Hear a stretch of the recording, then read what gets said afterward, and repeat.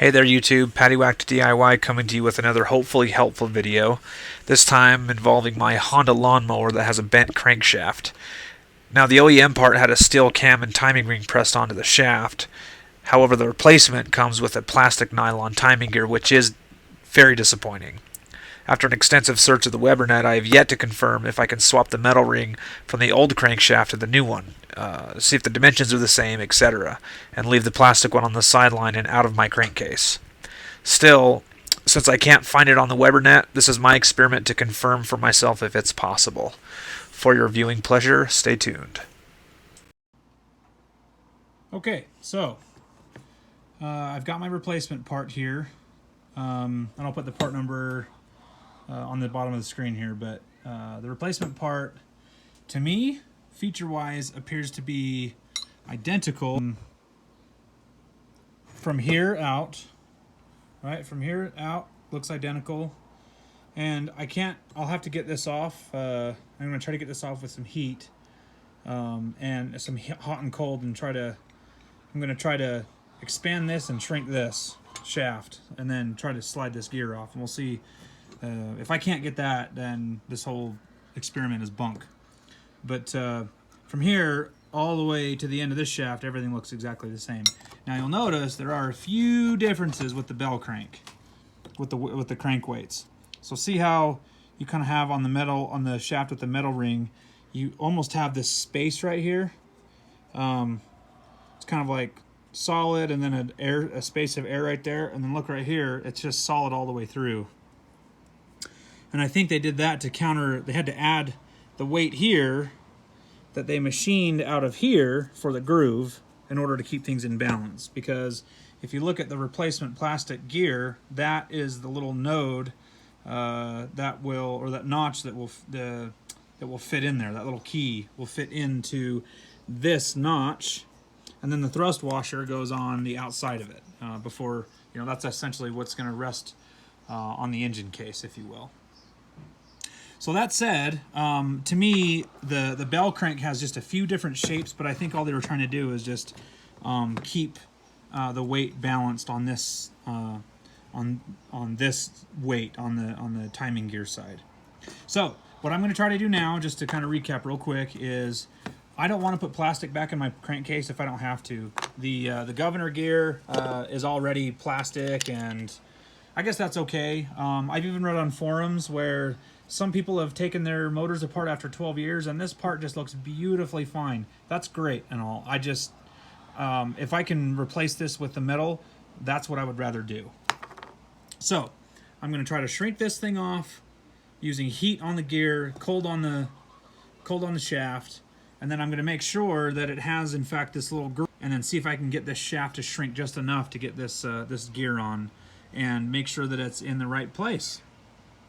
So that'll be the experiment. Here we go.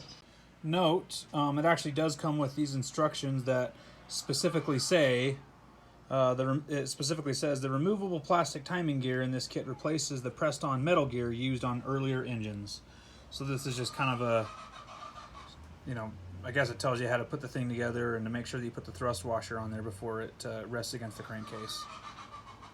Anyways, it does come with some instructions.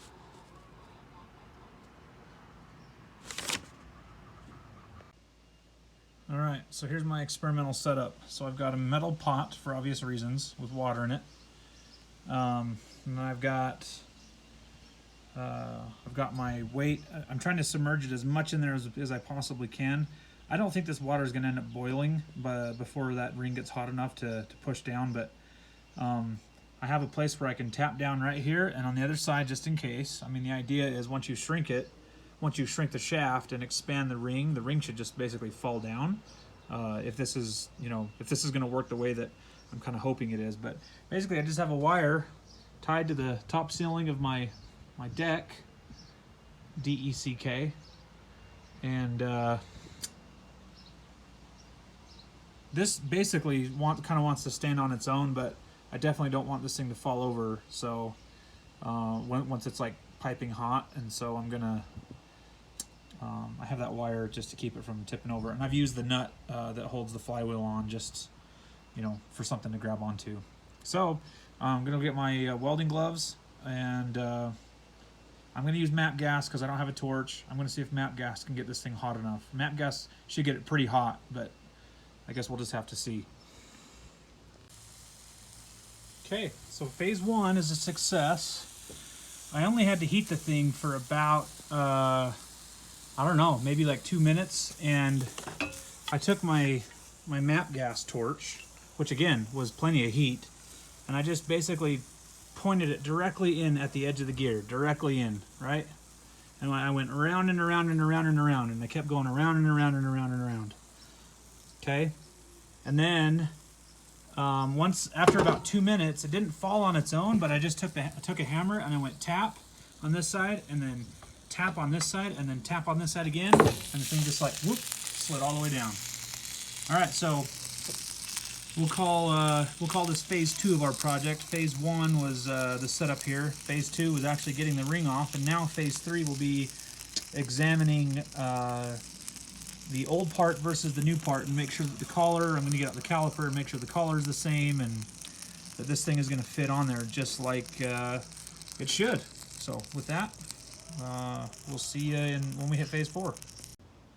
Okay, so I validated that these 2 crankshafts, with the exception of this slot right here. So here's my old one. Here's the old one where the gear came off. The metal gear came off. This is the new one that's designed for the plastic gear. These shafts are identical with the exception of the weight difference right here due to this slot. That's machined out like I pointed out earlier for the plastic piece. Here's what's going to haunt me throughout this whole project. Because this has been machined differently I assume that the way they machine this, by removing some weight here and adding it here, has kept this in balance. So this thing should spin in balance, and same with this. I also think that if both of them are in balance by themselves, then once you put the gear on, and then once you put the metal gear on, this new shaft, I think it should still stay in balance. So if you can see a reason why it won't, please leave a message in the comments. But if it's balanced now, and then you put on something that is going to spin in balanced fashion, I mean, the plastic thing, the only thing that's going to pull it off of balance is, this amount of weight in plastic, which on this motor at the RPMs that we run this, I don't think it's going to be that big of a difference. But the metal gear is like perfectly in balance because it's completely symmetrical all the way around. I assume that it is also the same density all the way around, and therefore this thing should work just beautifully. So again, that's what is going to haunt me throughout this entire project, is whether or not I'm actually going to throw this new crankshaft out of balance by putting the metal ring on there. But again, this is an experiment, and I think if anything, for being a lawnmower and at the RPMs that I'm going to be running it at with a governor, I don't think that the vibration and the resonance could actually be that bad that it would actually break my engine. But again, that's why I'm putting this on YouTube and putting my motor at risk, and you guys all get to sit back and be entertained. So let's continue on, and we'll see if my theory proves to be true. So really quickly, if I just do a dry fit, I just kind of want to show you the gear will actually slide all the way on and off until it gets to that journal, or that collar right there. All right, so this is the old one, and here's the new one.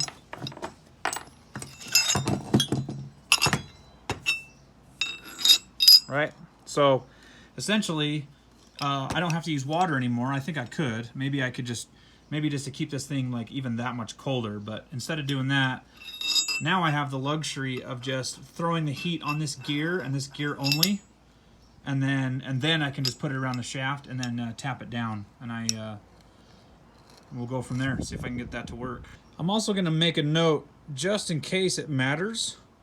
I'm going to make a note that when I put this metal gear on, that I'm going to have a tooth that exactly centers that hole. Exactly. So I don't think, you know, maybe, I don't know, maybe it would matter a little bit with the timing, because the belt notches are so wide. Here's your timing belt. The belt notches are actually so wide. So that is something I'm going to pay attention to. So I've actually taken this gear and put that plastic notch right where it should go, so that it keys right in there. And look, it's got a tooth right that centers that hole. So that's what I'm going to try to match up. All right, so I built this little stand, this little engine stand, because when the engine is put together, the PTO end of the crankshaft it just kind of makes it difficult. The engine just kind of wants to, you know, roll around. So I saw this idea on another YouTuber. So I just made this little cheap 4x4 engine stand. Now, this is actually the new crankshaft. And as I'm putting this, as I heat this old ring on, I didn't have to worry about my hands touching, you know, anything that's hot. So I just drilled I got a 1/2-inch drill bit and drilled a hole in this 2x4, and then this thing threads in exactly. You're gonna have to like push down a little bit. I'm still threading, but I'm still threading the hole that I drilled, and then this is gonna hold like really nicely. So now I got a nice little stand. My crankshaft is perfectly like that. That thing is solid. So there you go. That's how I'm doing this hands-free. Okay, so I got, here's my setup. I got a little ceramic brick that I had laid around in my yard, so I can just heat this up and not worry about, you know, burning anything. And then I'm gonna get some channel locks so I can quickly pick this thing up and place it. And then I'm gonna have a hammer ready. Not that I wanna smack this gear too hard, but just to make sure that it kind of seats in place. And I'm gonna have to do it quickly because the thing's gonna cool fast around this collar. I gotta make sure I get that tooth centered, you know, over inside this keyhole. So there we go. All right, so again, it only took about 2 minutes of heating, and then I just put the gear on, and the thing just like, it just went right over. MAP gas is plenty. Even without oxygen, this is MAP gas. This is just plumbing MAP gas. I mean, it's just plenty of heat to do this job. So I'm letting it cool. So I've got my keyhole centered, and I had plenty of flexibility to just kind of like put that gear on, turn it, you know, with my glove on, you know, whichever way I needed it to, and the thing just sits perfectly on there. As far as I can tell, things are going so smooth right now. This has actually ended up being a pretty easy swap. So I'm gonna let this thing air cool. I'm not gonna drop it in water. I'm gonna let it air cool, and then I'm just gonna kind of give it a few little tweaks and tests, and then the true test here to see if I don't think it would change any dimensions, because again, I validated using the caliper that, with the exception of the bell crank machining, that notch out for the plastic gear, they're the exact same dimensions, and so this really shouldn't change anything. But the money question will be is when I insert the crankshaft back in there, is it actually exactly lined up right here with the governor gear? So we'll see. So I'm gonna let this thing cool for about 20 minutes and let it get nice and tight on there, and then we'll go from there. All right, so I've been letting it sit for about 10 minutes, and it's cool enough to like the touch, but man, it transferred a lot of heat into that cold shaft. A lot of heat. So that bell crank, everything, the whole thing is just warm. There's a lot. That sucker had a lot of heat. So again, oxyacetylene is not an absolute requirement. If you've got a little bottle of MAP gas, propane I don't think would do it. Propane, if it did get it hot enough, you'd have to heat that thing for at least an hour. You'd go through, you know, 2 or 3 of these bottles probably to get it hot enough. So for sure, use MAP gas at an absolute minimum. But yeah, you don't need oxyacetylene. It didn't require that. So this is pretty, the collar feels nice and tight on there. I mean, I think so far this is a success. So just want to make a notation that you actually can see that collar all the way around, which is kind of nice. This is the collar. Let me grab the old one that I'm talking about. You can actually see that bevel coming off of this journal collar. Pretty good. And just as one last little check, I was just making sure that it is in fact even all the way around. So that gear just slid right down. When I had it at the right temperature, it literally just slid right down. I didn't have to tap it. I didn't have to hit it. It literally just fell right into place where it should be. So anyways, just one little notation before I put this thing back together. All right, so far I believe we have successfully swapped this metal timing gear when the replacement part was designed to be a plastic gear, right? I don't like putting plastic in my crankcase, do you? So far, it's a success. Here's the old one.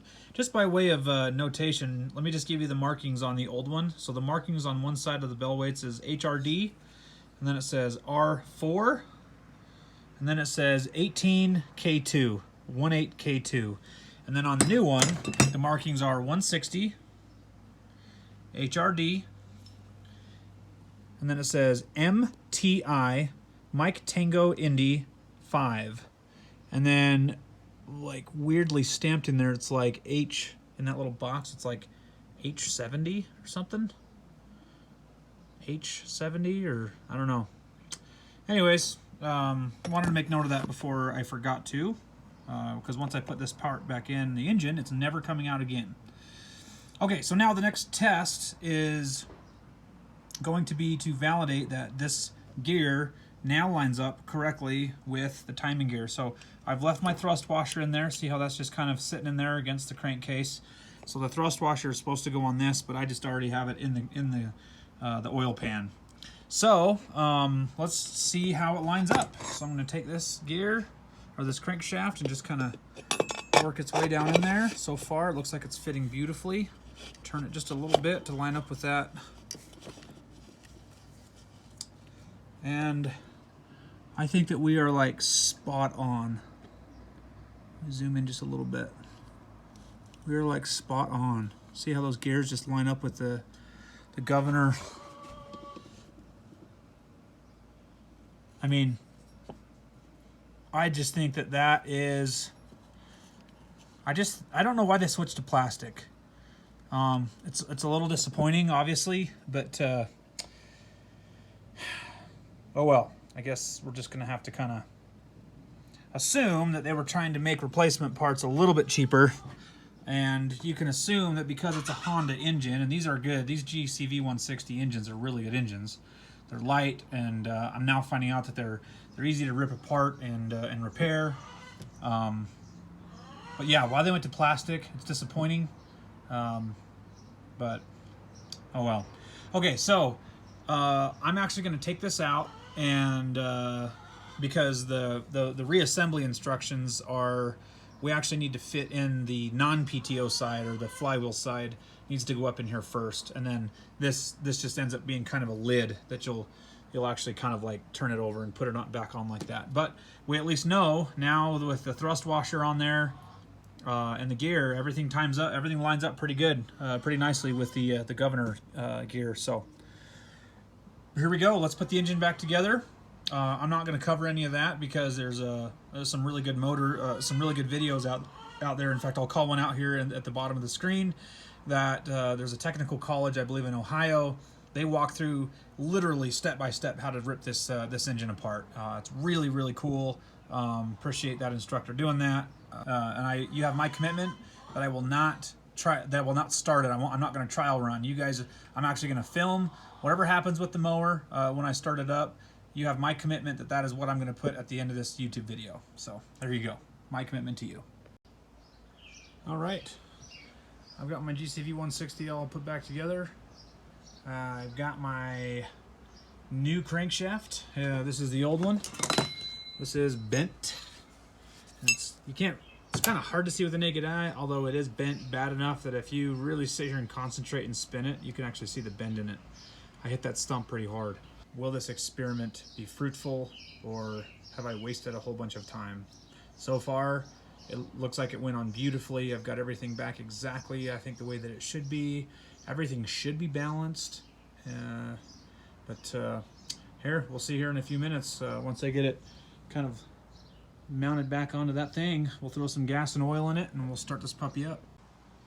All right, as promised, I haven't pulled the string yet, but I got the engine mounted. I don't have the blade clutch and the blade and stuff installed. It's just basically the PTO shaft sticking down in there under the deck. So let's give it a whirl. Full throttle. I know the carburetor's empty because I dumped it all out. So It's going to take, it will take a couple pulls to kind of pull the gas in, but let's see what happens.